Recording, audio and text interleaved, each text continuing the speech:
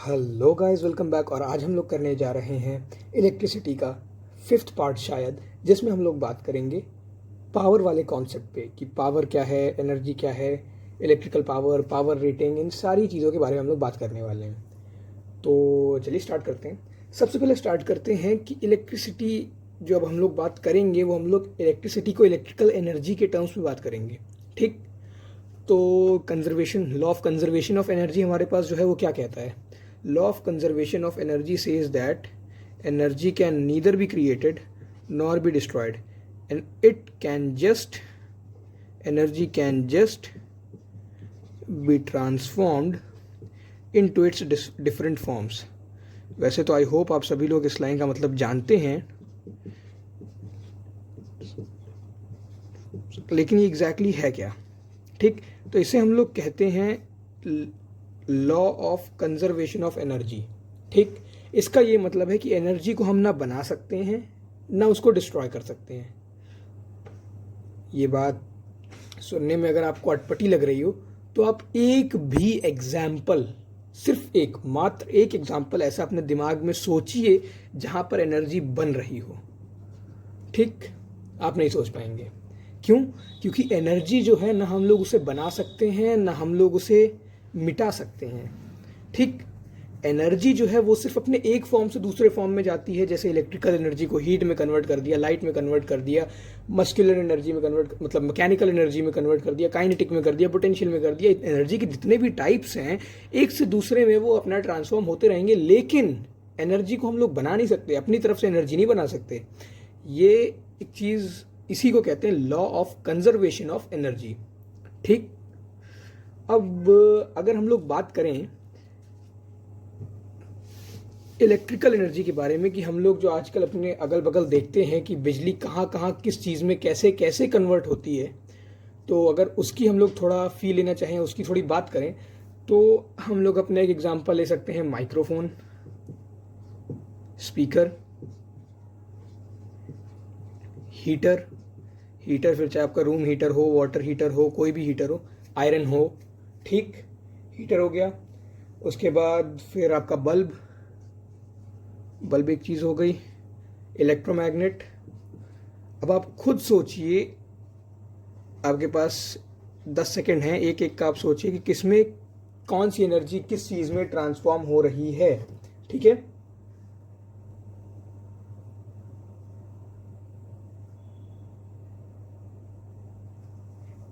चलिए एक और इसमें एग्जांपल ऐड कर देते हैं। फैन। इसमें क्या होता है? इसमें आप जो बोलते हैं, ठीक, सपोज ये मेरे पास एक माइक है, इसमें मैंने कुछ बोला तो अब क्या होगा, मेरी आवाज़ इसमें जाएगी। आवाज़ क्या होती है? वो साउंड एनर्जी होती है। ठीक है, इसको हम लोग साउंड एनर्जी कह सकते हैं। Energy in the form of sound इस माइक में जाएगी और फिर वो वायर में कैसे ट्रैवल करेगी? वायर में साउंड तो ट्रैवल करता नहीं है। अब यही जो साउंड एनर्जी थी, अब यही इलेक्ट्रिकल एनर्जी में कन्वर्ट हो जाएगी। तो माइक्रोफोन क्या करता है? साउंड एनर्जी को इलेक्ट्रिकल एनर्जी में कन्वर्ट करता है। ठीक, so I can say sound energy to electrical energy. Speaker क्या करता है? स्पीकर भैया, स्पीकर में हम लोगों ने एक तरफ कहीं स्पीकर को एक इनपुट दे दिया।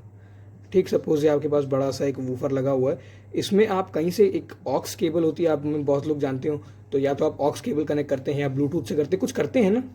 तो उसमें क्या होता है, जैसे आपने ऑक्स केबल से कनेक्ट किया तो यहाँ पर इलेक्ट्रिकल सिग्नल्स या इलेक्ट्रिसिटी के फॉर्म में, इलेक्ट्रिकल एनर्जी के फॉर्म में इसके अंदर एनर्जी आई और फिर वो साउंड बन गई। तो यहाँ पर क्या होगा? माइक्रोफोन का उल्टा फिनोमेना होगा, electrical energy into sound energy. ये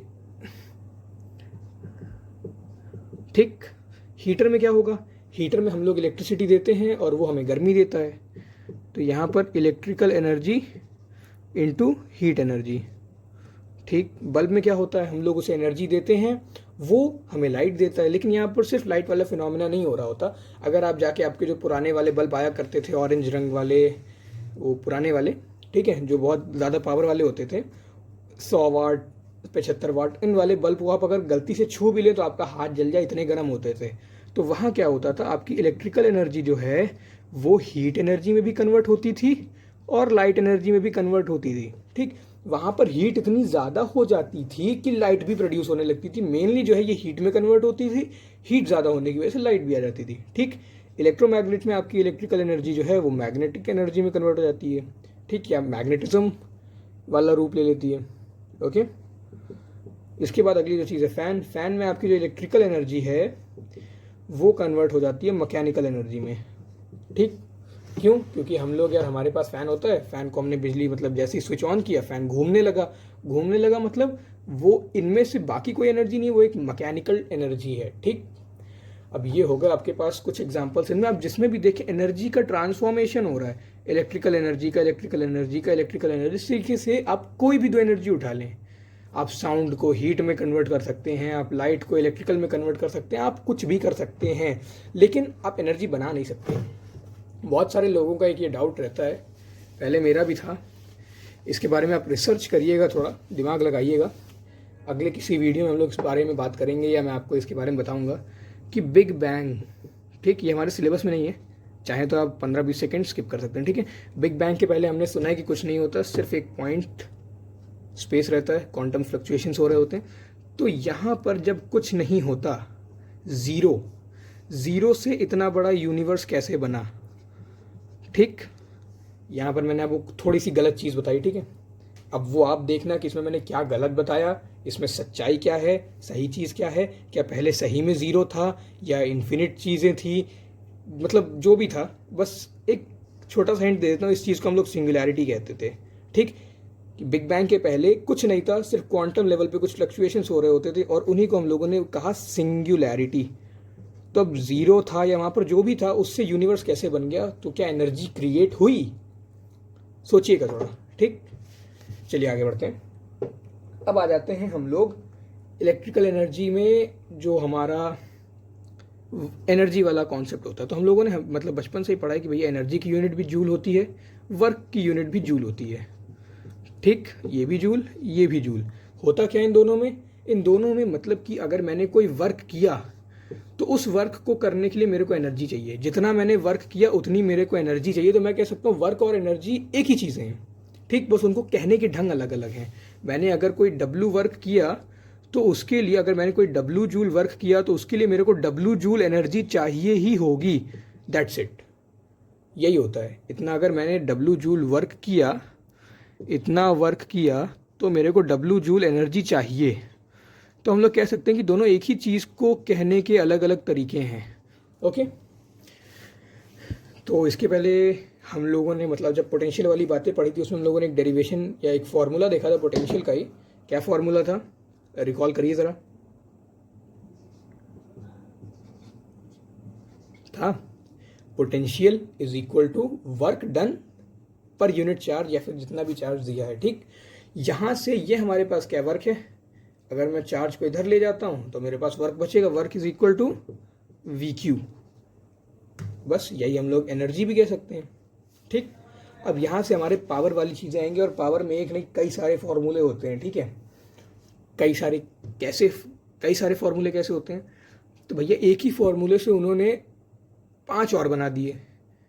मतलब देखते हैं, धीरे से आप समझ जाएंगे कि कैसे उन्होंने एक फॉर्मूले से 10 और बना दिए, 5 और बना दिए, 6 और बना दिए, जितने ही बनाए कैसे बना दिए। ठीक, तो अभी हम लोगों के पास फॉर्मूला आया W is equal to V Q. दोनों को हम लोग T से डिवाइड कर दें अगर, तो ये क्या हो जाएगा, ये हो जाएगा W upon T is equal to V Q upon T। ठीक, W अपॉन T मेरे पास क्या होता है, वर्क अपॉन टाइम। T यहाँ पे टाइम है, ठीक है, टेम्परेचर नहीं, वो ध्यान रखना है। टाइम, अगर मैं वर्क को टाइम से डिवाइड कर दूँ तो मेरे पास आएगा पावर। ओके, कोई दिक्कत नहीं। We Q upon T, Q upon T क्या होता है, यानी कि चार्ज अपॉन टाइम क्या होता है, करंट होता है।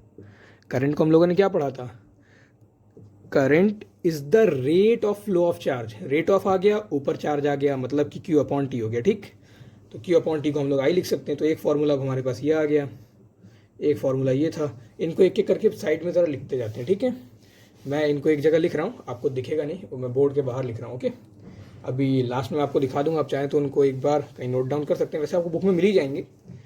ठीक, पहला फॉर्मूला हमारे पास है work is equal to potential into charge. Derivation आप ध्यान रखिएगा, वैसे उसकी ज़रूरत नहीं पड़ेगी, बस आपको अलग अलग फार्मूले याद रखने पड़ेंगे। अगर आपको डेरिवेशन याद है तो आप एक ही फार्मूले से सारे याद कर सकते हैं, नहीं तो आप सारे रट सकते हैं। मैं तो यही सजेस्ट करूँगा कि भैया डेरिवेशन याद कर लो। ठीक, अब हमारे पास एक और चीज़ आ गई, P is equal to V I, यानी कि पावर, यहाँ पर P पावर है। ठीक, power is equal to potential difference into I, I for current. Okay, अब मैं इसका एक और फॉर्मूला निकाल सकता हूँ। क्या निकाल सकता हूँ? और हाँ, एक और पावर का एक और फॉर्मूला था कि मैंने अभी क्या किया था, work is equal to V Q. ठीक, इन दोनों को T से डिवाइड किया था, और वर्क अपॉन टाइम पावर। तो मैं पावर का ये वाला क्लासिकल फार्मूला जो हम लोग ऐसे ही पावर वगैरह वाले चैप्टर में पढ़ते हैं, वो वाला फार्मूला भी मैं यहाँ पे यूज़ कर सकता हूँ। ठीक, अगर कहीं ज़रूरत पड़ती है तो वैसे इस वाले फार्मूले की कम ही ज़रूरत पड़ेगी। ओके, अगर कहीं ज़रूरत पड़ती तो ये वाला भी यूज़ हो सकता है। उसके बाद क्या है, उसके बाद मेरे पास अभी फार्मूला आया P is equal to V I. अब मैं क्या करूँ कि अगर मैं इस आई को, आई पे ओम्स लॉ लगा दूँ। ओम्स लॉ क्या कहता है, V equal to I R. ठीक, आर को इधर रख दिया, सॉरी आई को इधर रख दिया, आर को इधर ले आइए, हो जाएगा V by R is equal to I. I की जगह पे मैं वी बाई आर लिख सकता हूँ। तो पी का एक और फॉर्मूला आ गया मेरे पास, V into V by R, या फिर कह लें P is equal to V square upon R. ठीक, ओके, ये वाला फॉर्मूला भी हो गया, V square by R. Fine, अब और क्या आ सकता है हमारे पास, अगला फॉर्मूला आ सकता है हमारे पास, ये P is equal to V I था। इसी फॉर्मूले में अगर मैं V की जगह पे ओम्स लॉ लगा दूँ तो V को आई आर लिख सकते हैं। P is equal to I R into I, यानी कि P is equal to I square R.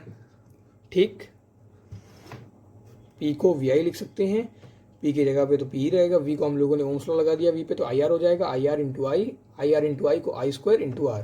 ठीक, एक और फॉर्मूला आ गया हमारे पास, P इज इक्वल टू, सारे के सारे फॉर्मूले इंटरकनेक्टेड हैं, डरने वाली कोई चीज़ नहीं है, सब बिल्कुल हलवा चीज़ है। ठीक है, बस समझते रहिएगा। अब अगर आप रटने की कोशिश करोगे तो हाँ ऑब्वियसली दिक्कत हो सकती है, क्योंकि इतने सारे फॉर्मूले सारे कन्फ्यूजिंग हो सकते हैं कुछ लोगों के लिए, जैसे मेरे लिए खुद के लिए भी बहुत कन्फ्यूजिंग थे।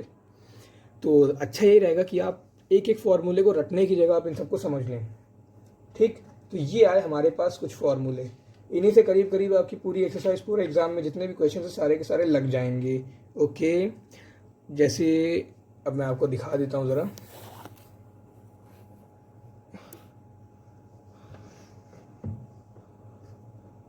आई होप आप लोग देख पा रहे होंगे। ठीक, अगर आप चाहें तो इनको नोट डाउन कर सकते हैं। ये 5 अलग अलग फार्मूले आए हमारे पास, इनमें से 4 पावर के हैं। ओके, बाकी सारे ये, ठीक, 1 2 3 4 5, फाइन, ये होगा हमारे पास 5 फार्मूले। अब इसी में हो सकता है कि आपको ट्रांसपोज करना पड़े, अब इससे और बन जाएंगे कि मैं आर को क्या लिख सकता हूँ, वी स्क्वायर अपॉन पी लिख सकता हूँ, टी को क्या लिख सकता हूँ, डब्ल्यू बाई पी लिख सकता हूँ, क्यू को क्या लिख सकता हूँ, डब्ल्यू अपॉन वी लिख सकता हूँ, वी को क्या लिख सकता हूँ, पी अपॉन आई लिख सकता हूँ, आई को क्या लिख सकता हूँ, पी अपॉन वी लिख सकता हूँ, पी को क्या लिख सकता हूँ, I square upon R, I square R तो लिख ही सकता हूँ, आर को क्या लिख सकता हूँ, पी अपॉन आई स्क्वायर लिख सकता हूँ, आई को क्या लिख सकता हूँ, पी अपॉन आर रूट के अंदर। मतलब इससे फिर आपके और सारे फॉर्मूले निकल जाएंगे। ये आप मेन अगर 5 याद कर लेते हैं तो, अगर ये आप अपने 5 गोल्डन वाले स्पेशल फार्मूले याद कर लेते हैं तो आपके बाकी के फार्मूले फिर इनसे आ जाएंगे। ठीक, अब आप चाहें तो इनको नोट डाउन कर लें, चाहें क्या नोट डाउन कर ही लीजिए, क्योंकि इस चैप्टर से या इस चैप्टर के इस स्पेशली टॉपिक से आपको न्यूमेरिकल्स ज़्यादा मिलेंगे, कॉन्सेप्ट वाले क्वेश्चन आने के चांसेस कम होते हैं। ठीक है, कम होते हैं, मैंने ये नहीं कहा कि होते ही नहीं है, कम होते हैं। ठीक है, चलिए अब हम लोग आगे बढ़ते हैं। आगे हमारे पास पावर रेटिंग वाली चीज़ है। पावर रेटिंग क्या होता है, आप मतलब अगर कुछ भी लेके आए, मुझे 1 मिनट का टाइम लीजिए, ठीक है, मैं ज़रा वीडियो पॉज कर रहा हूँ। हाँ, तो मैं वापस आ गया। अब आप ये देखिए, मेरे हाथ में एक बल्ब का डब्बा है, अगर आप देख पा रहे हों, ये यहाँ पर कुछ लिखा हुआ है, ये वाली चीज़, ये जो लिखा हुआ है यहाँ पर, ये जिसके बगल मैंने अभी भी डॉट लगाया, 220-240 वोल्ट 50 हर्ट्ज। ठीक, उसके नीचे एक ये और चीज़ दी है 3 वाट। ठीक है, ये दोनों चीज़ें ध्यान में रखेंगे। अभी हम इनका यूज़ बात करते हैं, ठीक। सो अभी हम लोगों ने दो चीज़ें पढ़ी। इसमें अभी हम लोगों ने पावर पढ़ा, हम लोगों ने इसमें वोल्टेज कुछ दिया हुआ था वो पढ़ा, और एक कुछ हर्ट्ज़ करके लिखा हुआ था। हमें कुछ नहीं पता, हमें पता वोल्ट क्या था वो हमें पता है, बाकी पावर, ठीक है। पावर रेटिंग हमें पढ़ना है। पावर रेटिंग से पहले हम लोग थोड़ा पावर समझ लेते हैं, भैया पावर क्या होता है। पावर के इतने सारे फॉर्मूले तो देख लिए, पावर बताए नहीं सर आपने, ऐसा क्यों। चलो भाई पावर भी जान लेते हैं। ये वाला पावर कोई और पावर नहीं, ये वही पावर है जो पावर हम लोग पावर वाले चैप्टर में पढ़ चुके हैं, ठीक। पावर पावर पावर कौन सा पावर है भैया, हम लोगों ने पावर वाले चैप्टर में पढ़ा था, power is equal to work upon time, बस ये वही है, ठीक।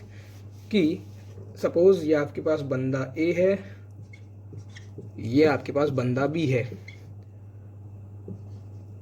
एक काम को या कह लो 50 जूल के वर्क को, 50 जूल का वर्क कुछ भी हो सकता है, साइकिल चलाना, दौड़ना, भागना, कूदना, फांदना, कुली बनना या रिक्शा चलाना, कुछ भी हो सकता है, ठीक है।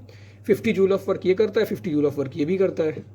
डिफरेंस ये है कि इस 50 जूल वर्क को ये बंदा 10 मिनट में करता है, इसी 50 जूल वर्क को बी बंदा 5 मिनट में करता है। अब दोनों में से आप किसको ज़्यादा अच्छा मानोगे। सपोज करो कि आप एग्जामिनेशन हॉल में बैठे हो, ठीक। 3 घंटे का पेपर था, उस 3 घंटे के पेपर को करने में आपको 3 घंटा 5 मिनट लग गया, ठीक। 3 घंटा 5 मिनट लग गया। एक आपके दोस्त को वही पेपर करने में 2 घंटा 55 मिनट लग गया, ठीक है। टाइम नहीं है, मिनट, आवर, मिनट, ठीक है, समझ लेना। तो अब इसमें से आप किसको ज़्यादा अच्छा कहोगे, इस वाले को जिसने कम टाइम में वही पेपर कर दिया बजाय इसके। तो वही चीज़ यहाँ पर भी होगी, उतना ही वर्क इसने भी किया, उतना ही वर्क इसने भी किया। इसने यही चीज़ ज़्यादा टाइम में की, इसने यही चीज़ कम टाइम में की, तो आप ज़्यादा अच्छा किसको कहोगे, इसको कहोगे, ठीक। वर्क दोनों ने बराबर किया, नो डाउट, लेकिन इसके पास पावर कम थी। अब यहाँ पर आ जाता है पावर, इसके पास पावर कम थी इसीलिए ये वर्क करने में इसको ज़्यादा टाइम लग गया। इसके पास पावर ज़्यादा थी इसलिए इसने यही काम कम टाइम में कर दिया, ठीक। तो पावर कुछ नहीं है, power is rate of doing work, कि वर्क करने की आपकी क्षमता जो है या आपकी जो भी कैपेसिटी है वर्क करने की कितनी है, आप कितनी देर में कुछ वर्क कर सकते हैं, यही होता है पावर। और यही चीज़ इलेक्ट्रिसिटी वाले केस में भी आती है। कैसे आती है, अगर आप बुक में इसकी डेफिनेशन देखें तो आपको मिलेगी, electric power is defined as, ध्यान से सुनिएगा बात, ठीक है। Electrical power is defined as the rate at which the electrical energy is supplied by the source. यानी कि सपोज करिए ये आपके पास एक सर्किट है, तो इलेक्ट्रिकल पावर ये हो गया कि भैया ये सोर्स जो है, सोर्स ऑफ पोटेंशियल डिफरेंस, ये कितनी देर में कुछ specific amount of electrical energy दे रहा है, इलेक्ट्रिकल एनर्जी दे रहा है या उतना ही वर्क कर रहा है, ठीक। इसको हम लोग दो तरीके से समझ सकते हैं। पहला क्या, ये पहला तरीका ये कि ये कितनी एनर्जी दे रहा है कुछ यूनिट टाइम में सोर्स कितनी एनर्जी निकाल रहा है, सोर्स कितनी एनर्जी डिस्चार्ज कर रहा है, यूनिट टाइम में सोर्स कितनी एनर्जी निकाल रहा है, the amount of energy released by the source in unit time, ठीक। सोर्स कितनी एनर्जी निकाल रहा है यूनिट टाइम में, ये हो गई एक चीज। या इसी चीज को हम लोग क्या कह सकते हैं, इसी चीज को हम लोग कह सकते हैं भैया कि यूनिट टाइम में रेजिस्टेंस कितनी एनर्जी खींच रहा है, रेजिस्टेंस, अप्लायंस या जो भी कुछ लगा है, पंखा, टीवी, बत्ती और एग्जॉस्ट, ये वो कूलर जो भी लगा है, मतलब उसको हम लोग एक इलेक्ट्रिकल सर्किट में उसको हम लोग रेजिस्टेंस कहेंगे। फिर चाहे वो छोटी सी छोटी घड़ी या रिमोट ही क्यों ना हो, या बड़े से बड़ा एसी या कोई मतलब कोई बड़ी सी फैक्ट्री की कोई बहुत बड़ी सी मशीन ही क्यों ना हो, हम लोग उसको कहेंगे रेजिस्टेंस ही, अगर हम लोग इलेक्ट्रिक सर्किट में बात कर रहे हैं तो, ठीक। तो एक चीज़ हम लोग कह सकते हैं कि ये कितनी यूनिट टाइम में कितनी एनर्जी निकाल रहा है या कितनी एनर्जी प्रोवाइड कर रहा है। दूसरी चीज़ कह सकते हैं कि ये रेजिस्टेंस यूनिट टाइम में कितनी एनर्जी खींच रहा है या कितनी एनर्जी चूस रहा है या कितनी एनर्जी खा रहा है, जो आप समझें, ठीक। कि यूनिट टाइम में ये कितनी एनर्जी कंज्यूम कर रहा है, ठीक। यूनिट टाइम में energy consumed by the source, ठीक। ठीक नहीं है, जिन्होंने ध्यान दिया होगा उन्होंने पकड़ लिया होगा कि यहाँ पर रेजिस्टेंस आना चाहिए, energy consumed by the resistance. ठीक, यहाँ तक क्लियर हो गया होगा सबको कि भैया यूनिट टाइम में रेजिस्टेंस कितनी एनर्जी कंज्यूम करता है, उसी को हम लोग इलेक्ट्रिक पावर कहते हैं। पावर के हम लोगों ने कितने सारे फॉर्मूले डिस्कस किए, power is equal to V I किया, power is equal to I square R किया। मैं सारे फॉर्मूले मतलब मेरे को खुद भी नहीं याद है तो मैं खुद ही इसी से बनाए जा रहा हूँ, मैं खुद ही इस पे ओम्स लॉ लगा लगा के बना रहा हूँ। वी स्क्वायर अपॉन आर किया, ठीक, इस टाइप से। इससे हमारी यूनिट क्या आई भैया, इसकी होती है वोल्ट, वोल्ट इसकी होती है एम्पियर। तो पावर की यूनिट एक हमारे पास आ गई वोल्ट एम्पियर, या फिर क्या आ जाएगी, ये होता है ampere into ampere, ampere square ohm, ये यूनिट आ गई। ठीक है, या फिर हमारे पास क्या यूनिट आ सकती है, वोल्ट स्क्वायर अपॉन ओम। ठीक, अब आप कहोगे तीनों चीज़ें अलग अलग हैं, जी नहीं, तीनों चीज़ें एक ही हैं। इनको बस आप थोड़ा सा अगर रिड्यूस करें तो अगर आपको पता चलेगा कि तीनों चीज़ें एक ही हैं। कैसे एक हैं, तो भैया वोल्ट को, वी को हम लोग कैसे लिख सकते हैं, यहाँ बगल में लिख देते हैं कि वी का बिल्कुल बेसिक वाली बात कर रहे हैं कि वी को हम लोग कैसे लिख सकते हैं। तो बिल्कुल बेसिक में हम लोग वी को लिख सकते हैं, V is equal to joule per coulomb. ठीक, कोई डाउट, इसकी वो क्या होती है, फॉर्मूला होता है डब्ल्यू अपॉन क्यू, डब्ल्यू यानी कि वर्क, वर्क का हो गया जूल, चार्ज का हो गया कूलम। ठीक, एम्पियर क्या होता है, एम्पियर, एम्पियर को हम लोग क्या लिख सकते हैं भैया, एम्पियर को हम लोग लिख सकते हैं वी अपॉन आर। ठीक, वी को हम लोग क्या लिख सकते हैं, वी को हम लोग लिख सकते हैं जूल पर कूलम, और आर को हम लोग क्या लिख सकते हैं देखेंगे थोड़ी देर में। आर को अभी रहने दो, अभी इसको डिवाइडेड बाय आर ही रहने दो। ठीक, अब ओम को हम लोग क्या लिख सकते हैं, यही तीन क्वांटिटीज है हमारे पास, इन तीनों को लिख दिया। ओम को हम लोग कैसे रिप्रेजेंट कर सकते हैं, ओम को हम लोग कह सकते हैं V upon I, voltage upon, sorry I कह रहा हूँ, एम्पियर। यहाँ पर भी आर हटा दो, यहाँ पर ओम कर दो। ठीक है, ठीक, वी अपॉन एम्पियर, वोल्ट को कैसे लिख सकते हैं, जूल पर कूलाम। ठीक, और एम्पियर को कैसे लिख सकते हैं, वोल्ट पर ओम, एम्पियर को हम लोग लिख सकते हैं वोल्ट पर ओम। ठीक है, अपॉन वोल्ट अपॉन ओम। अब इन वैल्यूज को अगर मैं यहां पे पुट करूं तो वी ए को मैं क्या लिख सकता हूं, वी को लिख सकता हूं जे बाई सी, ए को लिख सकता हूं वी बाई ओम। ठीक है, इतना ही रहने दो। ठीक है, बढ़िया। अब ए स्क्वायर, और इसको क्या लिख सकते हैं भाई, तो ए स्क्वायर ओम को लिख सकता हूं मैं एम्पियर का स्क्वायर, एम्पियर का स्क्वायर यानी कि वी स्क्वायर अपॉन ओम का स्क्वायर, यार सॉरी ये जे सी अपॉन ओम देखते हैं ना, सॉरी, इसको मैं लिख सकता हूँ जे स्क्वायर सी स्क्वायर ओम का भी स्क्वायर। ठीक, और नीचे क्या है भाई, एक एम्पियर है और एक इसमें ओम से मल्टीप्लाई करना है। ठीक, ये मैं ज़्यादा कॉम्प्लेक्स कर रहा हूँ, मैं चाहता तो इसको सीधा सीधा वोल्ट, एम्पियर और ओम के ही फॉर्म में कन्वर्ट करके मैं इनको ब्रेक कर सकता था, लेकिन मैं आपको अच्छे से एक्सप्लेन करने के लिए इतना झाम झंझट कर रहा हूँ, ये टाइम लगा सकता। अगर आपको ये चीज़ें ऑलरेडी समझ में आ गई हैं तो आप सीधा सीधा वीडियो को आगे बढ़ा सकते हैं। ठीक, अब क्या करेंगे भाई, ये इसको लिख देते, अगर हम लोग इसको थोड़ी देर के लिए जे वी अपॉन सी ओम कर दें तो ये क्या हो जाएगा, ये हो जाएगा J square upon C square. ठीक, J square upon C square divided by ohm square, तो नीचे आ जाएगा यहाँ पर एक ओम स्क्वायर और ऊपर एक ओम तो रहेगा ही रहेगा, ओम से ये एक ओम चला जाएगा, तो जे स्क्वायर अपॉन सी स्क्वायर ओम। ठीक, J square upon C square ओम लिख सकता हूँ मैं इसको, तो सीधा सीधा इसको जे स्क्वायर अपॉन सी स्क्वायर ओम कर देते हैं, जे स्क्वायर अपॉन सी स्क्वायर ओम। ठीक, सॉरी ओम नीचे आएगा, ये ओम। ठीक, अब क्या करूँगा मैं कि एक ये जे है, एक ये सी है, अब इसी जे को, या कह लीजिए इस पूरे जे सी को मैं दो पार्ट्स में डिवाइड कर दूं। ये जे स्क्वायर अपॉन सी स्क्वायर है, तो मैं इसका ये इसको जे कर दूं, इसको सी कर दूं। ठीक, और इसको क्या कर दूं, एक और जे सी अलग अलग कर दूं, तो ये जे स्क्वायर हो जाएगा, सी स्क्वायर हो जाएगा, और जे बटा सी को मैं वी लिख सकता हूँ, तो ये क्या आ गया, जे सी को मैं वी लिख सकता हूँ, तो इसको सीधा सीधा वी लिख दिया। ठीक, ये हो गया JV/C ओम, JV/C ओम। ठीक, इसी तरीके से ये आखिरी वाला है हमारे पास, आखिरी वाले को भी कन्वर्ट कर देंगे।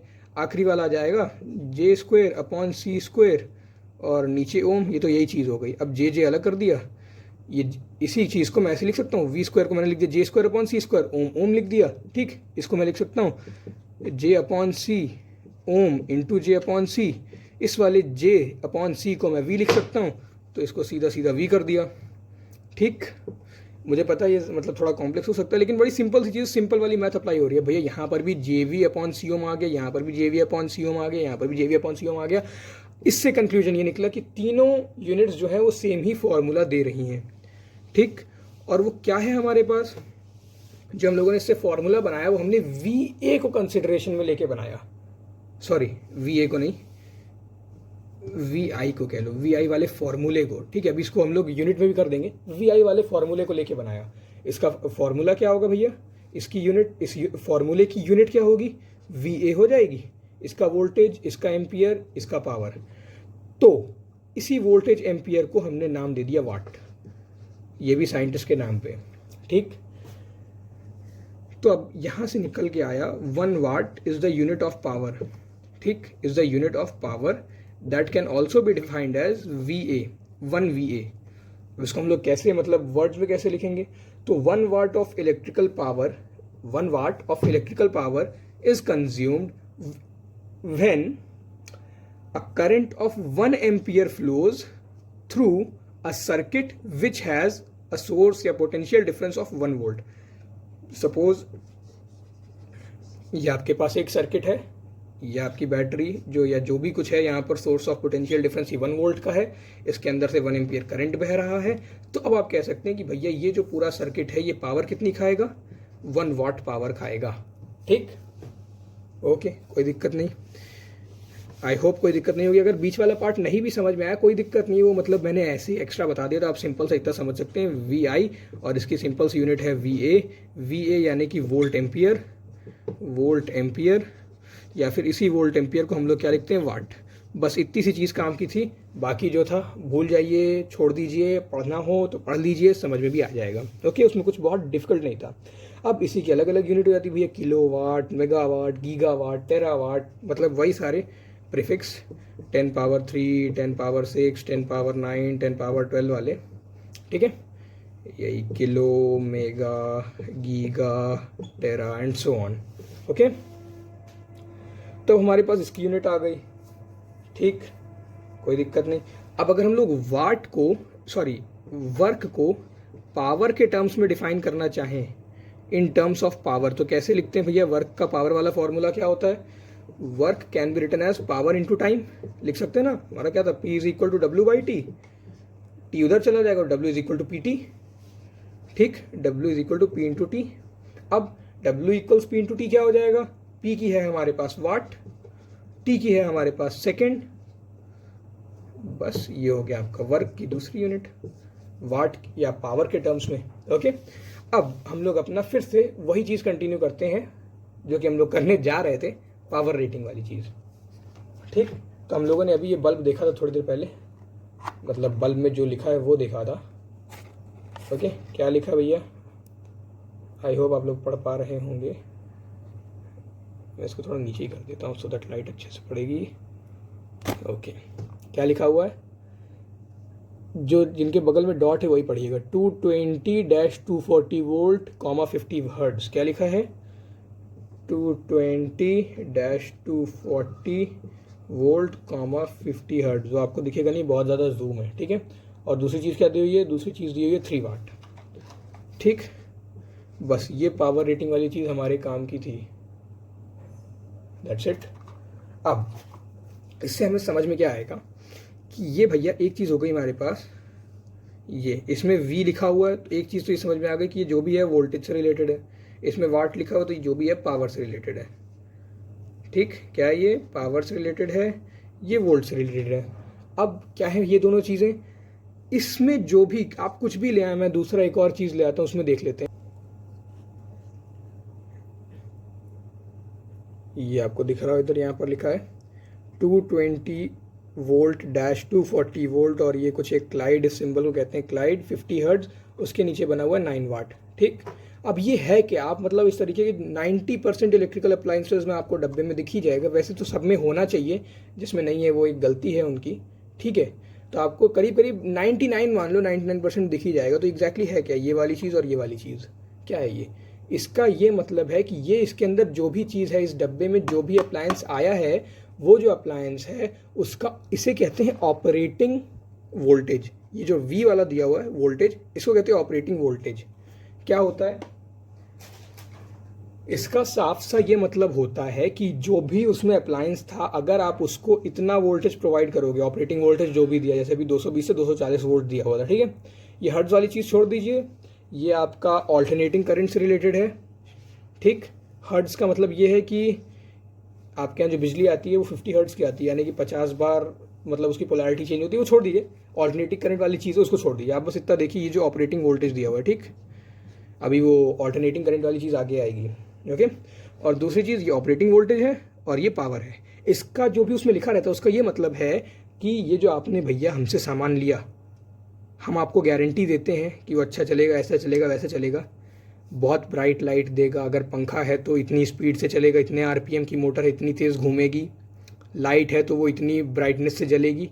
ओनली एंड ओनली इफ़ आप उसको इतने वोल्टेज पे चलाएंगे तो। ऑपरेटिंग वोल्टेज का यही मतलब होता है कि अगर आप उस अप्लायंस को इतना वोल्टेज प्रोवाइड करेंगे तब वो इतनी पावर खाएगा और अच्छे से चलेगा, या उसका आप अच्छे से यूज़ कर पाएंगे। मतलब जैसे अगर आपको दिया है 250, इंडिया में आपको ज़्यादातर जगह पे 220 240 यही दिखेगा, ठीक है, और 50 हर्ट्ज हमेशा दिखेगा। 50 हर्ट्ज जो है ये आपको हमेशा दिखेगा, इसके साथ तो कोई छेड़छाड़ होनी नहीं है इंडिया में। जैसे यूएस चले जाएँ तो आपको वहाँ शायद 110 हर्ट्ज दिखेगा, शायद 110 ही रहता है, 90% है कि 110 हर्ट्ज, 110 ही मान लो कि यूएस में 110 हर्ट्ज ही दिखेगा आपको। ठीक, तो आपको जैसे दिया है 240 वोल्ट डैश 50 वाट, इसका मतलब ये है कि कुछ भी है आपके पास, पंखा है सपोज, ये किसी पंखे पे लिखा हुआ था फैन पे, इसका मतलब ये हुआ कि जो भी फ़ैन आपके पास है, अगर आप उसको 240 वोल्ट की मेन सप्लाई दें, यानी कि इतने का आप उसमें वोल्टेज दें, इतना वोल्टेज दें आप उसको, तो वो 50 वाट पावर खाएगा। ठीक, 50 वाट पावर खाएगा। ओके, हमारे पास पावर क्या होती है भैया? Power is equal to W/T, work done per unit time, unit time यानी कि ये 1।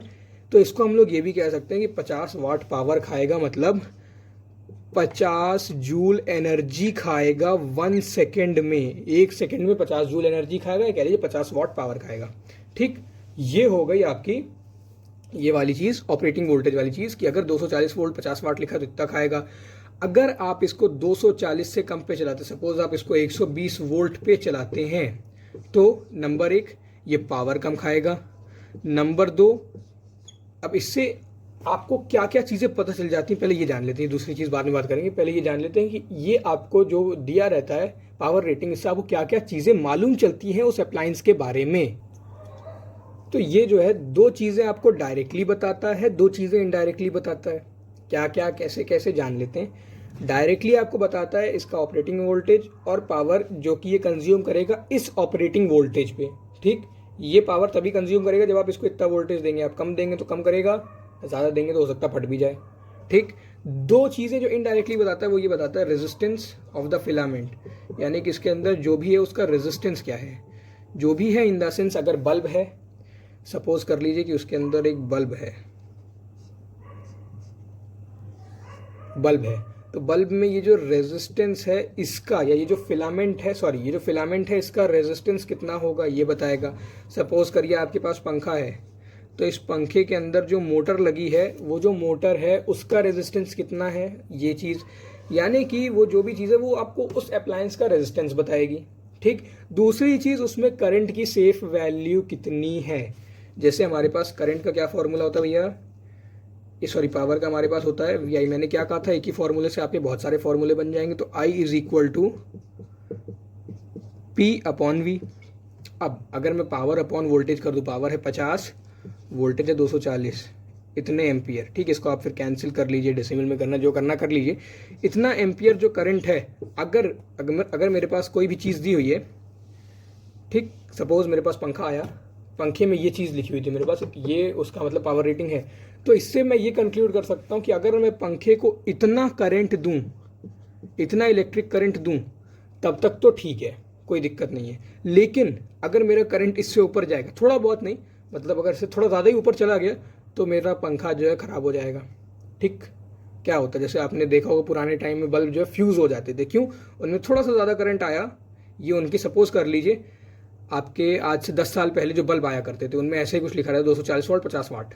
ठीक, इसका मतलब कि वो इतनी करंट अपने अंदर से पास होने में उनको कोई दिक्कत नहीं, इसको हम लोग कहते हैं सेफ करंट, सेफ करंट। ठीक, अगर इतनी करंट पास करेगी कोई दिक्कत नहीं, अगर इससे ज़्यादा पास करेगी तो फिर वो सेफ नहीं है, फिर आपका बल्ब जो है या जो भी आपका अप्लायंस है, बल्ब हो, पंखा हो, वो फ्यूज़ हो सकता है, वो मतलब ख़राब हो सकता है। ठीक, तो इस चीज़ की गारंटी कंपनी नहीं लेती है, इसीलिए वो पावर रेटिंग लिख देती है। ठीक, तो ये हो गई दो चीज़ें जो आप इससे कंक्लूड कर सकते हैं। पहला, उसमें से कितनी करंट दौड़ाई जाए कि वो सेफ हो, ठीक, और दूसरा उसमें जो भी रेजिस्टेंस लगा है या जो भी रेजिस्टर लगा है उसका रेजिस्टेंस कितना है। ठीक, ये दो चीज़ें हो गई। अब मान लीजिए आप इसका वोल्टेज कम कर दें, आपने इसको कर दिया 120 वोल्ट, तो जो आपका पावर है ना ये भी कुछ कम हो जाएगा। क्या हो जाएगा, लेस हो जाएगा। अब कितना लेस हो जाएगा ये हमें तो कैलकुलेट करके निकालना पड़ेगा। ठीक, इतना समझ लीजिए कि अगर आप इसको कम करेंगे तो ये आपका कम हो ही जाएगा, बढ़ने नहीं वाला। ओके, सपोज करिए आपका ये जो बल्ब था, ठीक, ये आपका बल्ब था 240 वोल्ट पे अच्छे से ग्लो कर रहा था, अपनी मैक्सिमम कैपेसिटी पे जितना ग्लो कर सकता था उतना कर रहा था। आपने 120 वोल्ट दिया इसको तो बल्ब इतना मरा मरा चलेगा, मतलब क्या ही कहना, ना के बराबर जलेगा। ठीक है, आपने और कम कर दिया, 100 वोल्ट दिया तो समझ लो कि बल्ब जलेगा ही नहीं, आपको बस बिल्कुल हल्का सा दिखाई देगा, ना के बराबर ही जलेगा। ठीक है, तो अब इसको कैलकुलेट कैसे करें। सपोज इस टाइप के क्वेश्चन मतलब बहुत कॉमन होते हैं। आपको दिया हुआ है कि कोई बल्ब है, उस बल्ब की पावर रेटिंग है 240 वोल्ट 30 वाट, चलो छोड़ो इसको 30 की जगह 80 कर देते हैं। ठीक, 80 वाट। ओके, अब उसने आपसे पूछा कि भैया बताओ अगर मैं इसको 120 वोल्ट कर देता हूँ तो ये कितना हो जाएगा। सबसे पहली गलती, आपने ये देखा कि ये आधा हो गया, तो आप इसको भी आधा करके 40 वाट कर दो। ठीक, नहीं करना। दूसरी गलती, मैंने आपको इतने सारे फॉर्मूले बताए थे, P is equal to V I, P is equal to V square upon R, P is equal to I square R, ये कब लगेंगे ये आपको देखना पड़ेगा। ठीक, इतने सारे फॉर्मूले बता दो दिए, आप कहोगे सर इतने सारे क्यों, एक से काम नहीं बन रहा था। जी नहीं, एक से नहीं बन रहा था, इसलिए नहीं बन रहा था क्योंकि मान लो आपको वोल्टेज दिया है और आर दिया है, तो अब आप क्या करोगे, यही वाला लगाओगे ना, ये वाला तो लगाओगे नहीं। मान लो आपको वी और आई दिया है, तो अब ये वाला लगाओगे ना, ये वाला तो लगाओगे नहीं। इस टाइप की चीज़ें आप पे डिपेंड करता है आपको क्या दिया है, तो उससे आपको निकालना पड़ेगा। ओके, कोई दिक्कत नहीं। अब इस क्वेश्चन में ज़्यादातर बच्चे, मतलब इनफैक्ट मैं भी ये गलती बहुत बार कर चुका हूँ। मैं क्या देखूँगा कि भैया मेरे को ये दिया हुआ है, ये दिया हुआ है। ठीक, अब क्या करूँगा मैं, सबसे पहले मैं क्या करूँगा कि यहाँ पर ये मेरे को दिया है वी, ये दिया है मेरे को P, I is equal to क्या हो जाएगा, देखो P is equal to V I होता है, तो I is equal to P upon V हो जाएगा। सिंपल से लगा दिया मैंने, I is equal to P upon V. P कितना है मेरे पास 80 वोल्ट, सॉरी 80 वाट, वी है मेरे पास 240, ये आ जाएगा मेरे पास 1/3 एम्पियर। अब मैं क्या करूँगा, मेरे को आई पता है, वोल्टेज मेरा 120 वोल्ट हो गया। ठीक, ध्यान रखना आई मेरे को पता है, अब आई ये है, आई है 1/3। ठीक है, आई पता है मेरे को, आई इज इक्वल टू 1/3 एम्पियर। अब आई पता है मेरे को, वोल्टेज मेरा ये हो गया, पावर कितना हो जाएगा, power is equal to V I. ठीक, power is equal to voltage, voltage कितना है, अब पहले 240 था, अब 120 हो गया। करंट 1/3, 3 से 3 4 ये 3 4 12 हो गया 40। अब आप कहोगे 40 वाट। ठीक, आप कहोगे तो आधा हो गया। समझ लो मैं गलती कर चुका। क्या कर चुका, मैं गलती कर चुका। अब बताओ गलती किस स्टेप पे हुई मेरे से। लो आप पॉज करो वीडियो, 2 मिनट लो, सोचो गलती क्या की मैंने, उसके बाद अब मैं बताता हूँ। गलती मेरे से ये हुई कि हमारे पास ओम्स लॉ क्या है, V is equal to I R. ठीक, जो उस पंखे में, उस बल्ब में, उस कूलर में, उस हीटर में जो भी था वो उसमें रेजिस्टेंस तो उतना ही रहेगा ना। पहले भी 20 ओम था तो अभी भी उसमें 20 ओम ही रहेगा। 20 का ये कम करने पे वो 40 ओम या 10 ओम नहीं हो जाएगा। 20 पहले भी था तो अभी भी 20 ही रहेगा ना। वो ये 20 है, ठीक है, अभी भी 20 ओम ही रहेगा ना। दिक्कत क्या हुई? अब भैया V is equal to I R है, R मेरा कांस्टेंट है, तो V घटेगा तो R भी तो घटेगा ना। सॉरी, V घटेगा तो I भी तो घटेगा ना। R देखो, R मेरा कांस्टेंट है, V कम हुआ तो I भी कम होगा, V बढ़ेगा तो I भी बढ़ेगा, होगा ना। ये चीज़ अगर मैं यहाँ अप्लाई करूँ तो मैंने क्या किया, मैंने इस वाली कंडीशन पे करंट निकाला। अब मेरा जो है वोल्टेज 120 हो गया, तो अब क्या मेरा करंट वही रहेगा 1/3 एम्पियर? मैंने इसके लिए निकाला, तो क्या अभी भी करंट 1/3 एम्पियर रहेगा?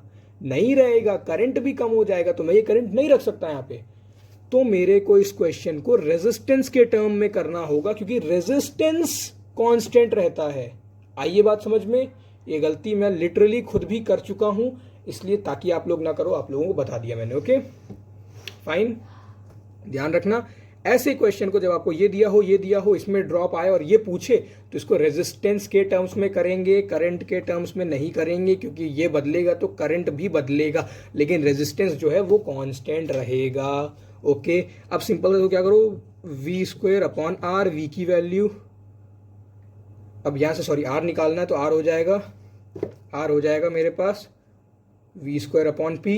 ठीक, R निकालेंगे, V² यानी कि 240 इंटू 240, P है 80, 80 3 से 24 72, 720 ओम। ये अब इससे मेरे पास रेजिस्टेंस आ गया 720 ओम।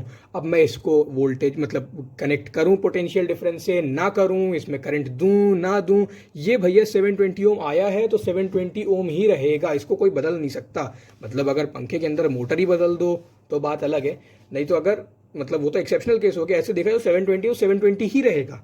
फिर से ये फॉर्मूला लगा दो, P is equal to V² upon R। अब मेरे को क्या निकालना है, पावर निकालना है। V कितना हो गया मेरा, 120 हो गया, यानी कि V² यानी कि 120 इंटू 120, R मेरा 720 है, 720 ही रहेगा।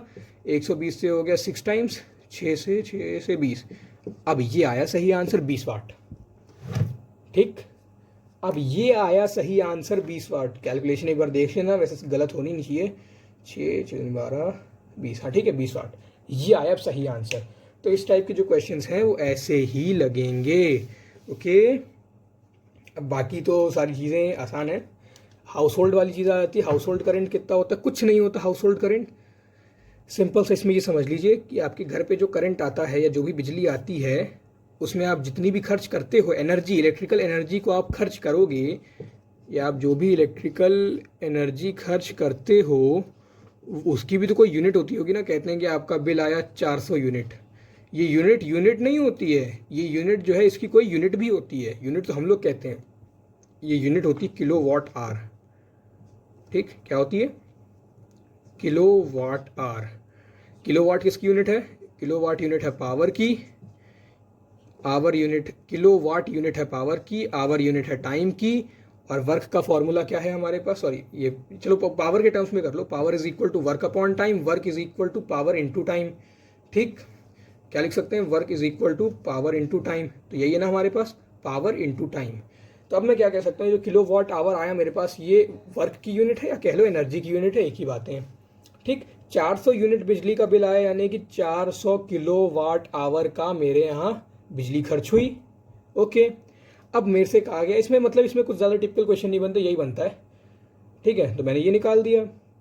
अब ये निकाल दिया तो सिंपल सा क्या करना है, मेरे को ये पता है, मेरे से कह दिया कि अगर 1 यूनिट या 1 किलो वाट आवर की कॉस्ट है 5 रुपये, तो बताइए 400 यूनिट का कितना हो जाएगा।